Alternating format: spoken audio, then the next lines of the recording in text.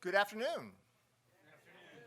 Nothing really going on in the world of democracy and elections that is capturing attention. So, no, in the wake of what happened in Iowa, which has all kinds of fascinating elements, not just a slow count, but it is a really good time to think about elections, democracy, and we have put together this forum with the Election Reformers Network that I'm super pleased to have Fair Vote be part of. I'm Rob Ritchie, President and CEO of Fair Vote, and I'm going to have Kevin explain why the Election Reformers Network has joined with us in this, and they are a terrific new player in the election reform world, and Kevin has a really fascinating personal history and a great group for you all to learn more about. Kevin.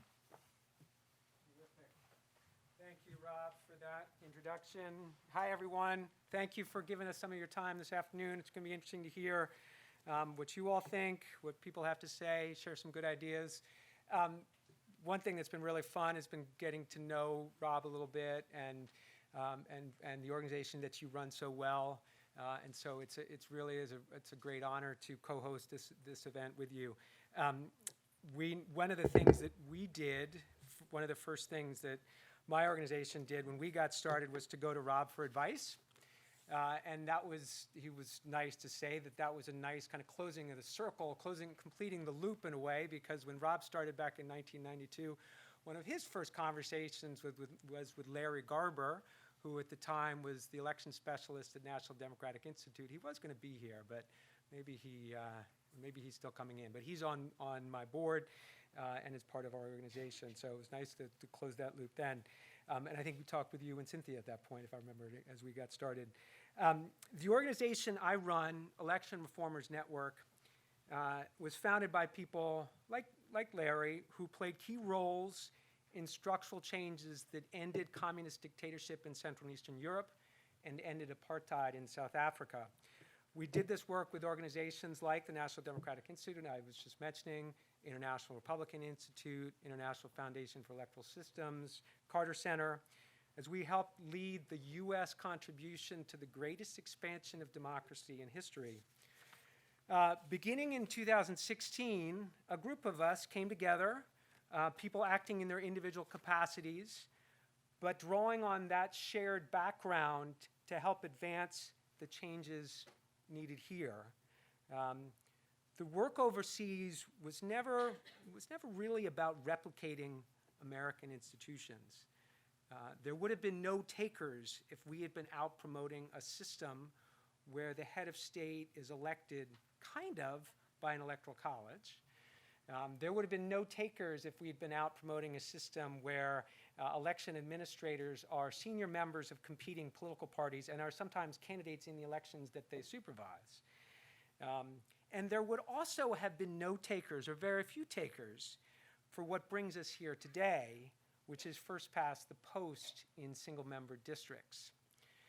Over the 50 years of really enormous expansion of democracy around the globe, scores of countries have had that constitutional moment, the opportunity to move beyond an authoritarian past and the opportunity to create new election systems, new constitutional arrangements. Virtually none has selected the system we use of first past the post in single-member districts. These countries all had in common that they had to design a system that would manage conflict arising from deep divisions in their societies. Divisions like those between the elites who had benefited from communism and the majority that hadn't. Divisions between multiple ethnic groups in post-colonial countries. Divisions between the whites who had always ruled South Africa and the blacks who were demanding their turn. Writers of new constitutions and designers of new election systems all realized that first past the post and single-member districts is very poorly designed to manage such divisions and such conflicts. And indeed, it is very poorly designed to manage our conflicts and our divisions. We owe a lot of gratitude to scholars like Lee Drutman, who have helped us to see that the polarization that we are experiencing now is not the result of a change in our technology or a change in our culture. The doom loop, in a sense, is inherent in the system we use and was only mitigated in prior generations through sort of historical anomalies. Another way of saying the same thing is to point out that our problems have a lot more to do with bad rules than bad guys. One of our challenges as a movement is that it's a lot easier to mobilize people and mobilize money by talking about bad guys. But it's very difficult for a bad guy-oriented movement to forge the consensus that we need to fix bad rules. We're here to talk about the most important fix to our bad rules that has yet been introduced, the Fair Representation Act, the one reform to save America, in the words of David Brooks. We have a terrific group of speakers to discuss its many important attributes. I will just make one observation before I hand off the microphone, and that is to say that we have come to define ourselves on the basis of those maps that have huge splotches of red and blue. The Fair Representation Act exposes those big blocks of red and blue for what they really are, rounding errors, and enables us to reveal the true, complex, beautiful American patchwork quilt that's always hidden beneath. Thank you.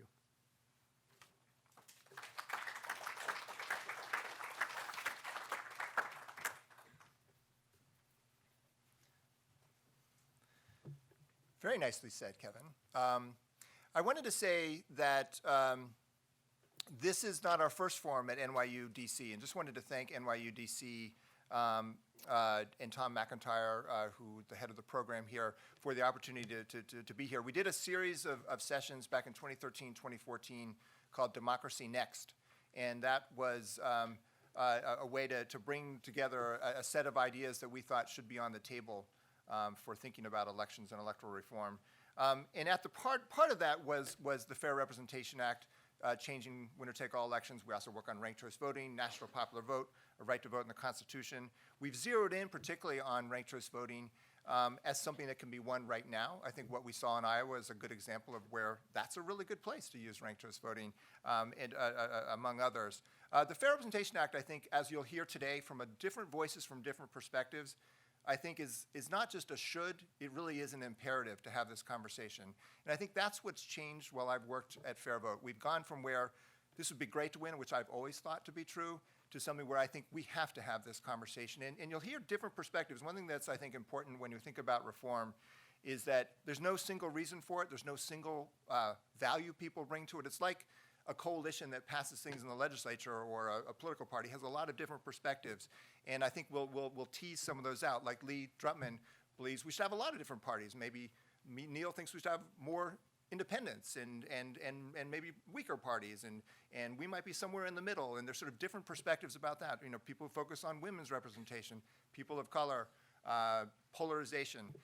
The thing that's true right now is they all come together where they're all true in different ways, and of course they can't be exactly true, but they're part of forging a consensus for change. And we'll hear from a series of speakers, including Don Beyer, who put forward the Fair Representation Act in Congress and starting that conversation in our highest body.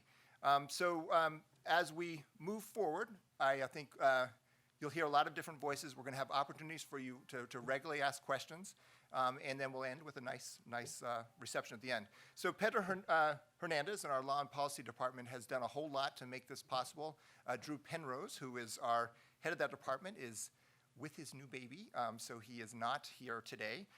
But Pedro has done a lot of work from our California office on this, and he's going to walk us through just what the Fair Representation Act is. So Pedro Hernandez.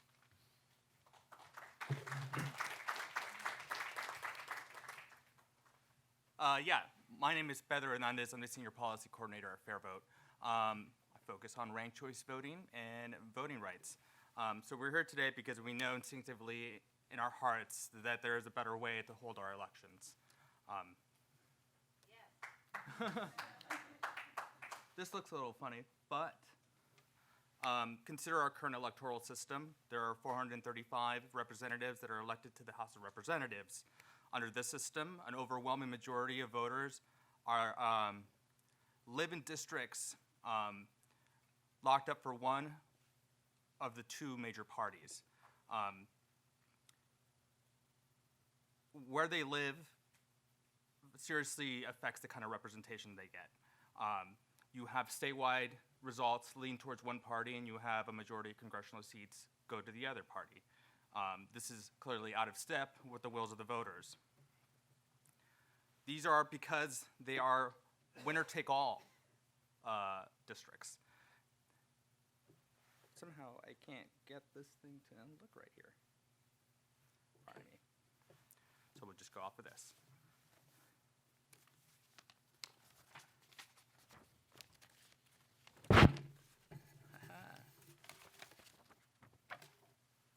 These winner-take-all rules lead to vote splitting in which candidates can and do win with very little support. It leads to strategic voting where voters feel that they need to vote for a lesser of two evils. There's a general lack of competition in these safely drawn seats. Incumbents need only to worry about being challenged in their primary. If electeds aren't accountable to voters, they're enveloped in a feedback loop that makes them more extreme, leading to more polarized positions. And this is one of the reasons why gerrymandering is a threat to our democracy. That's right. Yeah. At its heart, the Fair Representation Act is founded on the principle of fair representation. And what do we mean by this? We mean reflective representation. Okay, that downloaded funny. I'm just gonna go off the Google slides.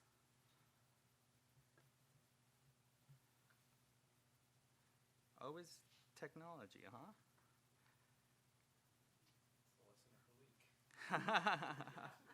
One second.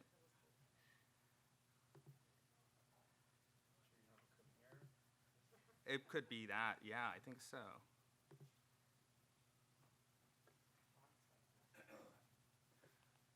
That looks better. Yeah, that looks right. This is not a novice concept. In fact, it's what the framers envisioned. Consider the following quote from John Adams.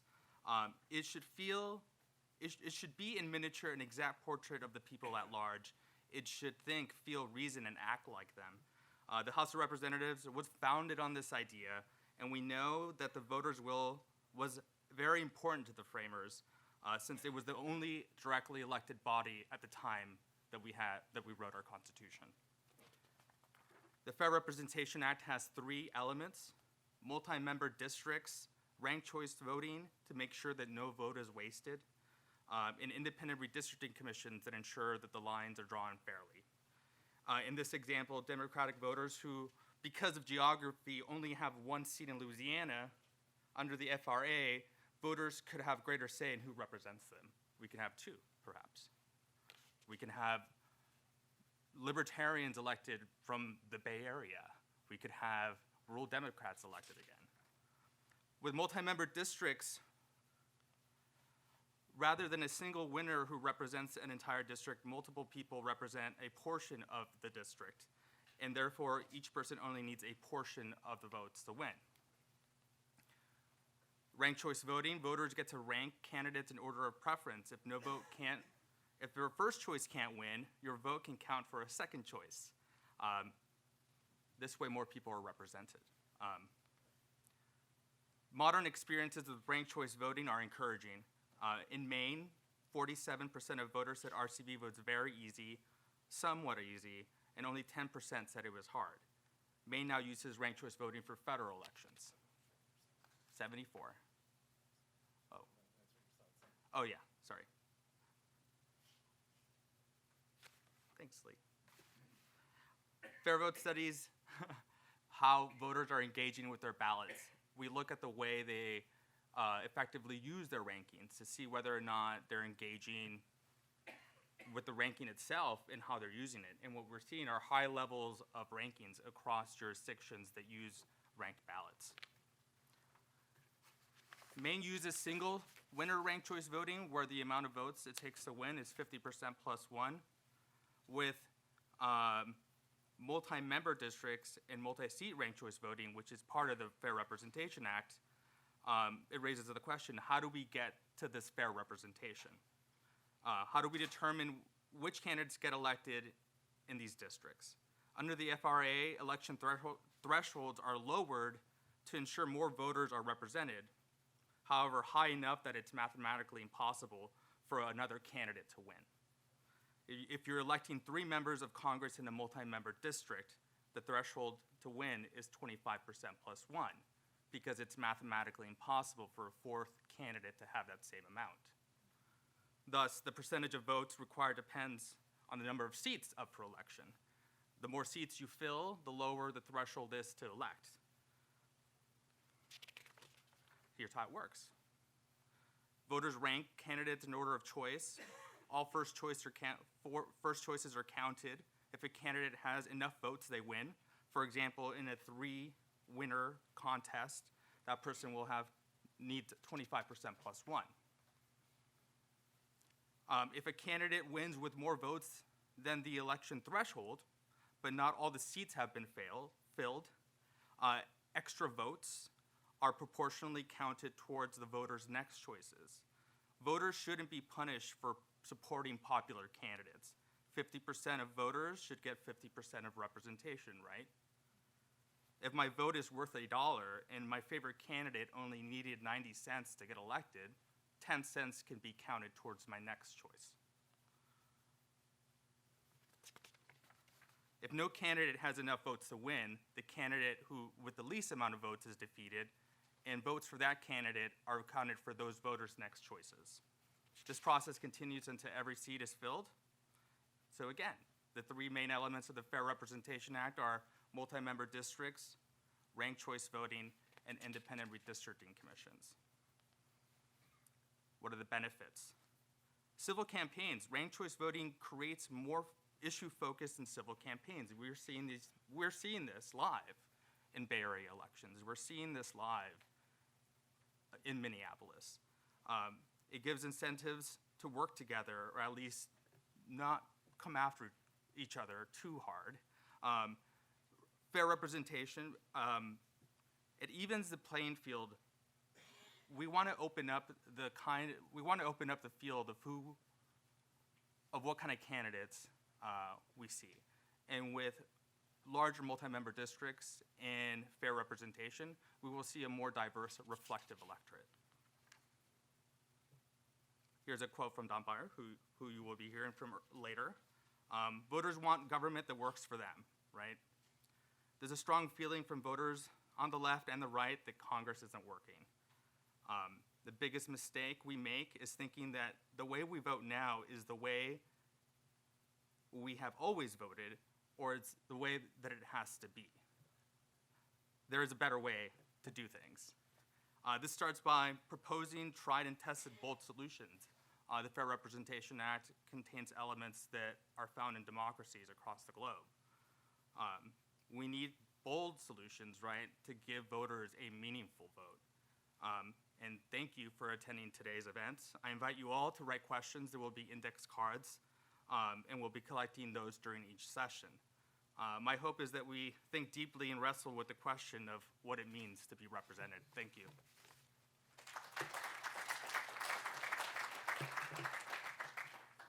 So up next is Lee and Sangeeta, but Sangeeta and Neil. So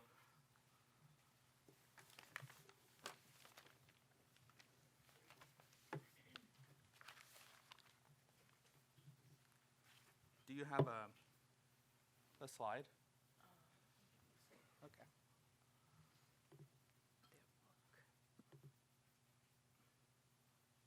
You just do that, right? And if you're on Twitter and tweeting about this, you can use the hashtag FRA2020. Great. Thank you, Pedro. Good afternoon. My name is Sangeeta Sigdal, and I'm Executive Vice President at FairVote. I joined the organization in early 2019, right when there was a great level of interest and traction building up in the country for ranked choice voting. we are seeing a surge in interest across the country with the latest victory last November in New York City, which triples the number of people using ranked choice voting across the United States. I oversee the organization's strategy, operations, and programs, especially as we enter a period when the opportunity to raise national consciousness for ranked choice voting opens up. I'm thrilled to moderate the upcoming panel with two guests and noted authors, Lee Drutman and Neil Simon, who are seated right here in front. They bring different and interesting perspectives based on their research and personal experiences within our political system. Lee is a senior fellow in the Political Reform Program at New America Foundation. He's an avid supporter of ranked choice voting and proportional representation. He writes regularly on Vox.com and other political blogs. His latest book is titled Breaking the Two-Party Doom Loop, that was referred to in the opening comments, The Case for Multi-Party Democracy in America. A praise for the book from the editor of National Affairs reads, "Whatever your politics, Lee's profound and important new book will leave you thinking differently about our polarized moment and the possible paths to recovery." After Lee describes the premise of his book and the historical context for the doom loop that he says we are in, Neil Simon will share his personal journey as a candidate in the current political system. Neil ran as an independent for a US Senate seat in Maryland in 2018, polling as high as 18% in a three-way race. Unaffiliated with any political party, he ran to unite a country and to bring pragmatism back to Washington. Before seeking office, he was CEO of 2 private companies. He's an active community leader and serves on the board of several nonprofits and political reform groups. His recently released book, Contract to Unite America, 10 Reforms to Reclaim Our Republic, outlines what is wrong with our broken political system and how we can fix it together. The book will be on sale upstairs, and he may be happy to sign the books. It's on sale upstairs. So without any further ado, let's hear from each of them, followed by a conversation about how we can fix Congress and our political system. Lee, you're next.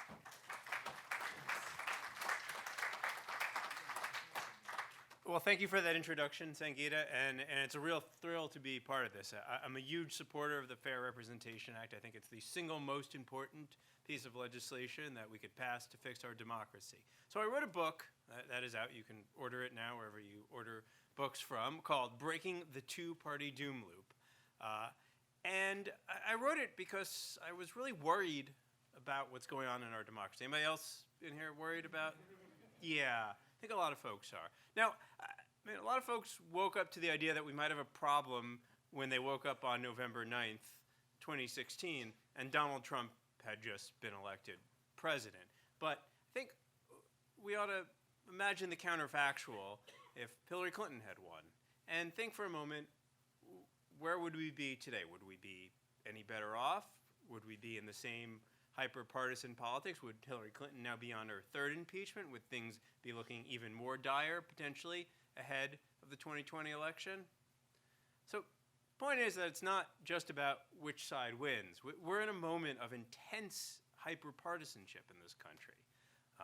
And this is not working. It doesn't work with our system of government, which demands broad compromise, and it doesn't work with our brains, which are prone very much to us against them thinking, and it's driving us all insane. Now, in the book, I describe what I call the doom loop, which is basically a feedback loop that is out of control, and we've gotten to this moment of hyper-partisanship because we now have 2 national political parties that are truly distinct. This is something new in American political history, and I'll talk about a little bit about that when I talk about how we got here. But this is actually the radical experiment that we've been running for the last decade or so. It's having two parties with no overlap, and two parties that have very different cores. We have one party, Democratic Party, whose core is in cosmopolitan urban America, multicultural, multiracial, really part of the global knowledge economy, and has one vision of America. And we have another party, the Republican Party, that's based in rural, exurban America, traditionalist, older, white, not as well integrated into the global knowledge economy, and has a very different vision for America. And these two visions are in contrast, and we've created a party system that turbocharges that identity conflict, that battle, zero-sum battle over national identity. And in a moment in which we are going through demographic change, the worst possible political system we could have is one that makes that conflict seem zero-sum and has both sides fighting for these elusive but narrow majorities in Washington, which creates a politics in which nobody wants to compromise with anybody because everybody wants to get back that narrow majority power that they think that they can just get, and then they can impose their will on the other side. So the escalating doom loop is what happens when we have this political situation. Two closely balanced parties competing for constant power, and two very different parties competing for very different visions of America, and everybody feeling like everything is incredibly high stakes. And it leads to gridlock, dysfunction, leads to increasing demonization of the other party as not the other party, but as a threat to the country. No compromise leads to more gridlock, leads to more frustration with the system, leads to more anger, leads to more zero-sum politics, leads to both sides increasingly cocooning themselves in their own information and social networks, different relationships with the truth, and that creates a fundamental threat. Democracy, self-governance, is a fragile thing. It depends on an agreement that we can disagree, but we have a process to resolve that disagreement. We have neutral arbiters. We have a way to have procedural fairness. We're losing that. I really worry what will happen in the 2020 election if it's close, whether we will accept a legitimate outcome. I worry about a lot of things. So I think the Fair Representation Act breaks that zero-sum doom loop. Now, which we'll talk about more later. Now, I want to just provide a little bit of historical context of how we got here. And I've said that this is the first time that we have two genuine, distinct national parties in this country. First time we have a genuine two-party system. Now, I know a lot of folks might say, well, haven't we always had a two-party system? And yeah, we have. But for a long time, those parties were really these broad overlapping coalitions. For a while, they were just national coalitions of state and local parties that were quite a motley mix. And you know, if you went back to 1950, 1960, the critique of the American party system was not that the parties were too far apart. It was that they were too similar. They were indistinguishable, and it was hard for voters to tell the difference and make genuine choices. Now, that system had its problems in another important respect, because it was largely premised on the continuation of the Jim Crow South and the willingness of both parties not to deal with civil rights at the national level. But you know, in retrospect, there was, you know, that was a party system that also kept democracy stable. Hell of a trade-off. In the 1960s, we had the Civil Rights Revolution, and that realigned the parties. And it really nationalized politics in a way that was new and different. It set in motion the transformation of American politics that gave us the fully sorted parties that we have now. But in an interregnum period from the mid-60s to the late 80s, I think we had something more like a functional government. And it was really a four-party system with liberal Republicans and liberal Democrats alongside conservative Republicans and conservative Democrats. And it was a system in which none of those factions, none of those parties had a clear majority. Everybody had a bargain with each other to get stuff done. And if you look at the Congress of that era, it was much stronger vis-a-vis the executive branch. Also passed a lot of landmark legislation with large bipartisan majorities. So think it was a reasonably functional system. Not perfect. Voters didn't always have clear choices for the parties, but at least it worked with our governance. Now that began to collapse in the 1990s as the parties became clearer on the broad culture war issues, as politics nationalized more and more, and as liberal Republicans and conservative Democrats started to go extinct. And we got the much clearer red and blue maps that we saw. And now we have a system in which there are very few parts of the country that are competitive between the two parties. So Democratic Party has basically given up on half the country. Republican Party has basically given up on half the country. We have a handful of competitive elections in which a handful of people's votes matter. This is the democracy that we have, in which it's a democracy except only a handful of people get to decide everything for the country, and most people's votes don't matter. Doesn't seem to meet the measure of democracy that I would hold up. So this has been a long time coming, this alignment of this genuine two-party system. And again, I think it's a real disaster that we have a system that demands broad compromise in order to get stuff done, and a narrow majoritarian two-party system is completely at odds with that. And again, it is driving us all crazy because we've created this binary, high-stakes, zero-sum politics in which nobody ever feels like they're winning, and we're all losing. So that tees up the problem. I think the Fair Representation Act solves a bunch of these problems, but now I'm going to turn it over to my esteemed colleague here, Neil Simon. And I should sit here.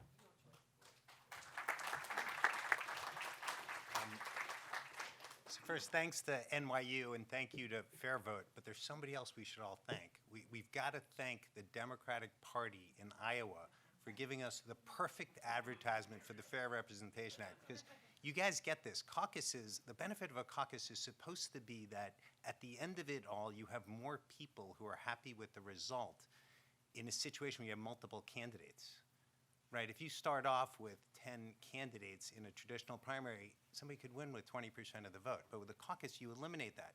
So ranked choice voting is basically a caucus system that is transparent, immediate, and private. People don't have to reveal who they're voting for. So it really is the perfect advertisement for what we're all doing here today. So thank you to the Democratic Party in Iowa.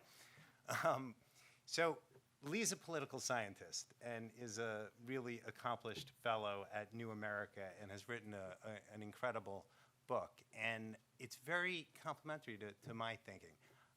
But I'm not a political scientist. I'm a guy who has spent his career running a few companies, and I happen to have spent the last few years trying to fix American politics, including as a candidate for the United States Senate in 2018. But when I was a student, I studied a little bit of political science, but what I really studied was economics. And I'm telling you, the whole thing, I studied this as an undergrad at Brown, and when I got my MBA at the University of Chicago, it all comes down to two words: economics. Two words. I'm letting you all think about this for a second. It's incentives matter. Incentives matter. So when you think about your economics classes and those supply and demand classes and how price is set by the incentives, or you think about labor, you think about macroeconomics, a lot of it is just about incentives affecting behavior in the market. So that's the mind frame I bring to politics. I also saw this in my businesses. I had this one situation where at one of my companies, we managed a whole bunch of money, and we had this group of analysts. And their job was to do two things: was to analyze investments to help us make investment decisions, but also to communicate with our investors. But one day we had this idea: hey, what if we gave them an incentive to also bring in new business? So we tried it. And so what do you think happened? They brought in a little bit of new business. They weren't very good at it. But what also happened is our investment performance actually got worse relative to peers. And the retention of our clients got a little worse relative to peers. Now, when I asked these analysts what they were doing differently, they all said nothing. Our behavior has not changed. So human behavior changes sometimes when we don't even realize it's changing. We respond to incentives. So now why am I telling you all this? So you got to think about our political system, and I thought a lot about this as a candidate. If you are a rational person running for the House of Representatives or running for the United States Senate, and you look at what's out there, the first thing you start to understand is you look at the districts. So 70% of Senate seats are not competitive in the general election, and 90% of House seats are not competitive in the general election. So you realize that. So then you say, okay, so the only thing that matters here is the primary of one party or the other. Then you start to look at the primary. Well, who votes in the primaries? Well, in non-presidential years, congressional primaries attract about 20% of voters, and it tends to be 10% from each side. It's not exactly that way, but it lays out that way. So now all of a sudden you're thinking, okay, those are the voters I really have to appeal to, the base of one party or the base of the other. And then you look at how money works. And I saw this. I would get PAC forms as a candidate. So I happen to be a pro-business guy. I come from the private sector. But I also think, climate change is real, and we've got to do something about this. And so I would get forms from conservation groups, but also from the U.S. Chamber of Commerce. And they'd ask me to check one set of boxes or another. But what if I'm someone who sees a little nuance in some of these things, and I can't check one set of boxes or the other? All that PAC money is out of reach. So your incentive, your financial incentive, is also to appeal to one base or the other.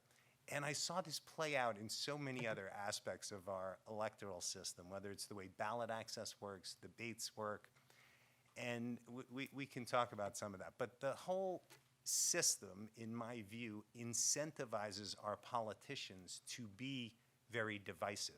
So my experience on the campaign trail is that America is not as divided as we think. Your average Americans look at Washington as sadly broken. Your average Americans look at this red versus blue warfare with disgust. They don't feel part of it. They are against that, and they want us to fix it. But if you're a politician and you're rational and you're running for office, or you're running for re-election, you have no reason to compromise, to collaborate, to work across the aisle. There is really no reason. If almost everybody only cares about their base voters in their primary, there's no reason for this. So what my book's about, it tells stories from my campaign, from other campaigns around the country, but it's really about the incentive system. And then it's very much about 10 reforms to fix that. So the subtitle of the book is 10 Reforms to Reclaim Our Republic. And chapter 8 is the fair vote chapter, is the fair representation chapter, the Rob Ritchie chapter. And people have asked me, hey, Neil, of your 10 reforms, which would have the biggest impact on our country? And it is this one. There is no question. Unfortunately, this is the hardest one to explain. It's the wonkiest. It's the trickiest. But it would have the most profound impact on our political system, because at the end of the day, it's what Lee talked about. At the end of the day, when you have single-member legislative districts with first-past-the-post voting, you naturally end up in this two-party system, and naturally over time we become more and more polarized. And the problem is not going to fix itself. And this act, the Fair Representation Act, does more to address that fundamental issue than anything else we can do. So I'm fully supportive of the act and so appreciative of what Fair Vote's done to fight for this for 25 plus years now. These guys are incredible, and I'm honored to be here with Lee and with Sangeeta.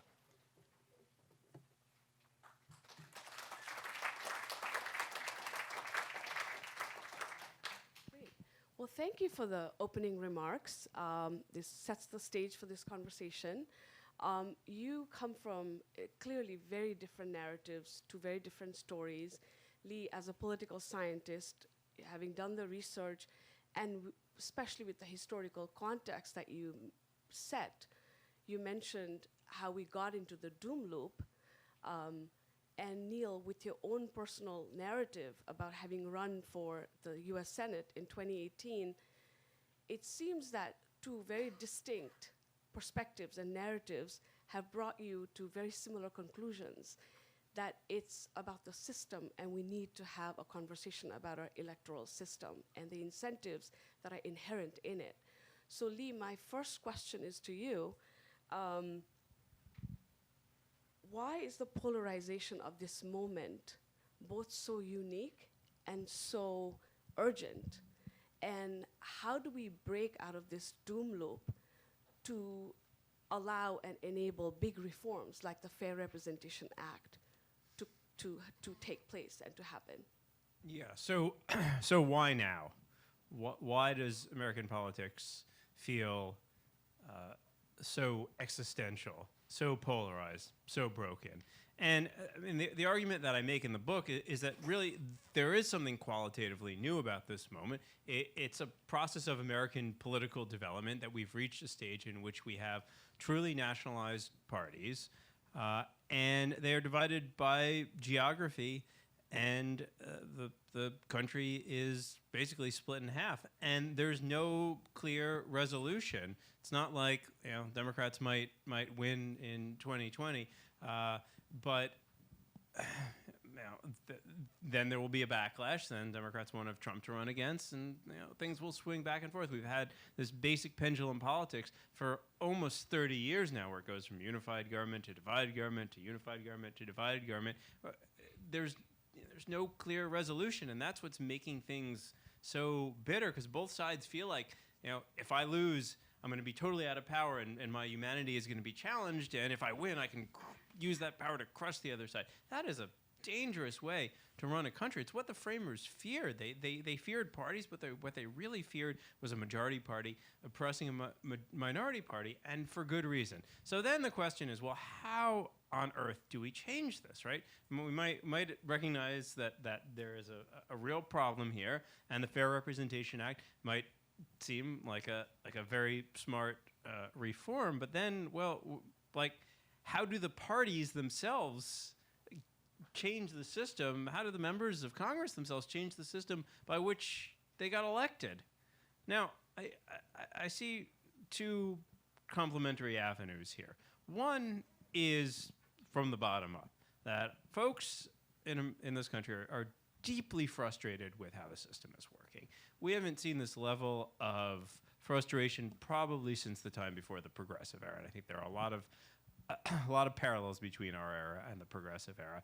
And in that era, social movements built up, and demand for reform came up.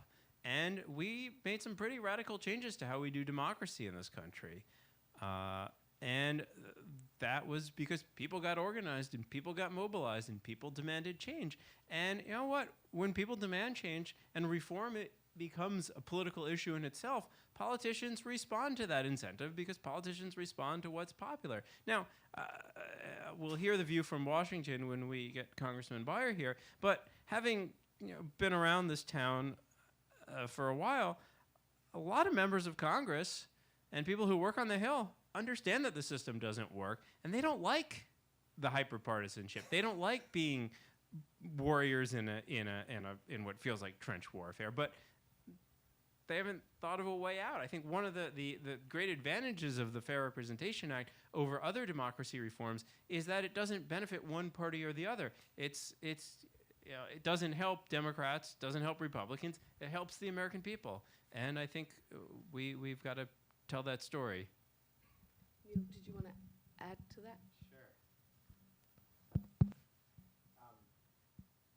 So we are at an unbelievably divisive moment. Is this working? Yeah. We're at an unbelievably divisive moment. We all know that. And all of our national energy about politics is on the November election. It's very frustrating to me. I mean, who here thinks that if Trump's elected, or if Bernie Sanders or Elizabeth Warren or whoever your candidate is elected, that we're going to wake up the next morning, we're going to be much more unified and much more functional?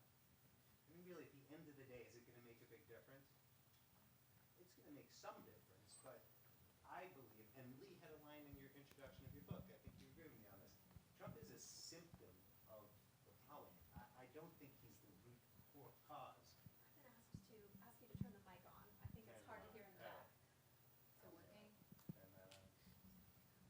There we go. Sorry to interrupt. You guys are so polite. You're supposed to, raise your hand, scream when the mic's not working. But So whether or not Trump's elected in November, or it's Bernie or Elizabeth or whoever it is, we're not going to wake up the next morning much more unified and much more functional. We're still going to have all the problems that we're talking about today. I did an event like this the other day with somebody who, I'll leave nameless, but he said, hey, I'm maxing out to 4 Democratic candidates, and because the number one thing we have to do is defeat Donald Trump. And I'm sitting there thinking, hey, why don't you max out to 4 reform organizations that are addressing the underlying illness in our political system?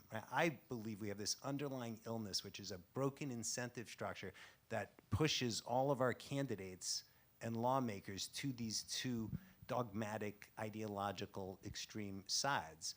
And that until we address that, we're just going to keep cycling in the doom loop. Lee's doom loop. So that's how I think about the moment we're in. We got to get the rest of the country to care about this and to stop being so focused on November. Thanks for those comments. It's halfway, and what we have is we'd like to hear some questions from the audience. There are folks walking around with note cards. We'd love to take some questions from the audience. But Neil, in the meantime, while we collect the note cards, I have a question. So November 4th, I think November 3rd is the election. Next day we wake up, whoever wins. How do we change the incentive system? Let's say victory has been decided, the person conceding has conceded, it's happy, it's peaceful. What can we do the next day to change this systemic doom loop that we're part of? Right. So I think there are a set of reforms that we should all be in favor of. This is what my book's about. The subtitle is 10 Reforms to Reclaim Our Republic. And we have some momentum behind some of these things, and they're happening at the state level. So 2018, there were 23 statewide ballot initiatives that passed, several about redistricting commissions, a few about campaign finances. We got ranked choice voting in Maine, in some other municipalities. 2019, ranked choice voting expanded to New York, more than doubling the number of people who are using ranked choice voting. So there is momentum at the state and local levels, and we need to keep building on that. And all of you, wherever you live, got to keep fighting for those different reforms. And then hopefully it eventually crescendos into a national movement and a national set of reforms. Kind of what happened at the turn of the last century during the progressive era, where we got direct election of senators and women's suffrage. That was the result of people like you guys getting involved and affecting change, first at the local and state level, and then at the national level. That's what I'm hoping happens. And I'll tell you, there are thousands of people that think the way we do now. I've been to events with thousands of people, but it needs to be millions. It needs to be millions. We got to get the word out. We got to get other people energized. This is why I wrote the book, is to attract more people into this movement. And that's really what I think we need to do on November 4th. Thank you. And 5th and 6th. One more question, Lee, if you could take that. So we're clearly here to talk about the Fair Representation Act. There are also other promising reforms that would change some of these incentives. Would you comment on how some of those reforms might work in combination with the Fair Rep Act? Which reforms are you thinking of? National popular vote, other campaign finance reforms. Yeah, so I'm certainly supportive of national popular vote, and if I could make an amendment to the Constitution, we can do that, right? We'd replace the Electoral College with a national popular vote with ranked choice voting. But one of the nice things about the Fair Representation Act is it is something that is constitutional, and we can do it now. We don't have to pass a constitutional amendment. I'm also supportive of campaign finance reform, but I think the highest leverage right now is the Fair Representation Act, because it fundamentally changes the incentives of members of Congress and how they get elected. And frankly, I am a supporter of more parties, and I think it would create space for more parties. And I think having more parties would be a core thing that would break the zero-sum binary that is preventing anything from getting passed. Look, if you look at polling on money and politics reform, you will see 70–80% think we ought to have some reform to the way we let private companies and wealthy people basically run our country. But that reform is stuck in Congress because we have a gridlocked Congress. Climate, immigration, guns, pick your issue. There are majorities that support change, but things get gridlocked in Congress because of the screwed up incentive structure and the binary hyperpartisanship. So whatever your issue is, and there are a lot of important issues out there, if you have a Congress and a government that doesn't work and all the incentives are just to blast the other side and then run to your base, nothing is going to get solved. So here's a question from the audience. One reaction to Iowa is keep it simple. Is it too risky to go for a national ambitious reform like the Fair Rep Act? Better to let states and cities experiment? What is your view on that, Neil? Ultimately, I think we'd all like to see a number of these reforms happen at the federal level. So ultimately, that requires federal legislation like the Fair Representation Act. We're not close to getting that to happen yet, so I think you have to take steps to make it happen. So steps like ranked choice voting in New York and in municipalities in Utah, I think are steps in that direction. And the more places we can enact it on a local level, the better chance we'll have to ultimately being successful at the national level. Great. So mainstream it across the country so it becomes the norm. Yes. And you're ready for federal. And you got to get people used to using it, right? It is slightly more complicated. You can't deny that. But you got to get people to where the people of Australia and Ireland are. They're used to it. It feels normal to them. It's not a big deal. To Americans, we're not there yet. So little by little, we've got to get there. Great. Lee, this one is for you, I think. If Fair Representation Act creates a multi-party democracy, how will our current polarization be channeled? Will we still have polarized parties, intense partisanship?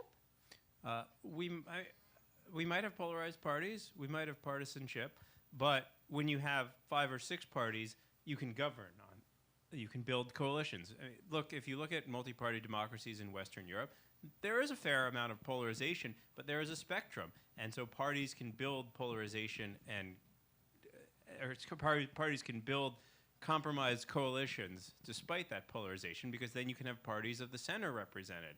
The problem is when you have 2 parties competing for narrow power, representing 2 very different visions, you can't have compromise, you can't have coalition building. And that is the danger. The divisions, some of them are manufactured by the partisan conflict. Some of them are real. But we need a system that allows us to work through those differences and doesn't create these weird binary incentives where everything has to be all or nothing, my side or nothing. If I can add one thing, I think you guys all get this, right? But imagine an election where the 3 of us are running against each other using ranked choice voting. Here's what I'm not going to do. I'm not going to sit here telling you that Sangeeta or Lee are stupid and evil. What I'm going to do instead is say, you know, Lee and I agree on a lot of things. Here are 1 or 2 things where we don't agree. But he's a smart guy and we agree on a lot of things. Rank him second. Because I want his second place votes, Rank right? him If you're a second. supporter of Lee's, I want your second place votes. So there's this natural incentive to behave more civilly. There's a natural incentive to behave in a way that's very different than what we're all used to now. In the political system that we have today, with all our incentive systems, my incentive is to say, he's evil, he's stupid, and I'm not going to compromise 1 inch on anything. Yeah, because Right. if you disqualify me, That's part of why we need this so badly. One more question. How much has Citizens United changed or warped the election process?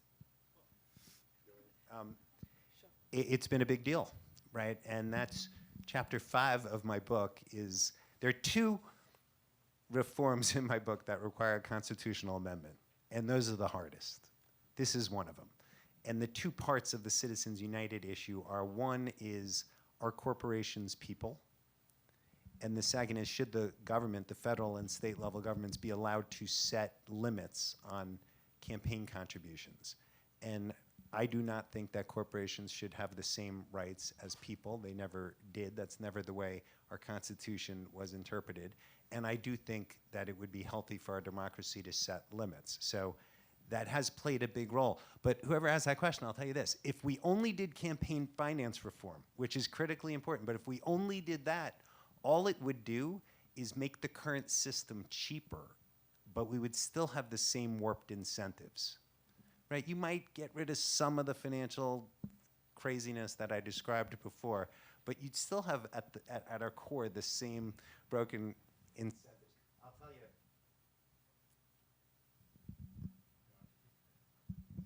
You're better at this.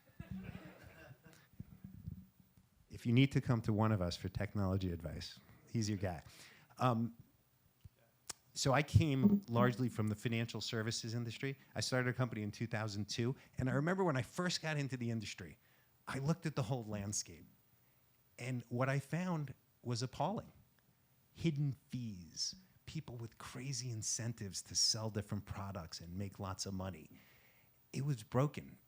When I went into politics a few years ago, I found exactly the same thing. That's how our campaign finance system works. Hidden contributions. Right? You can give limitless amounts of money to dark money groups, super PACs, that give to super PACs and run negative ads in any campaigns. This happened in my campaign.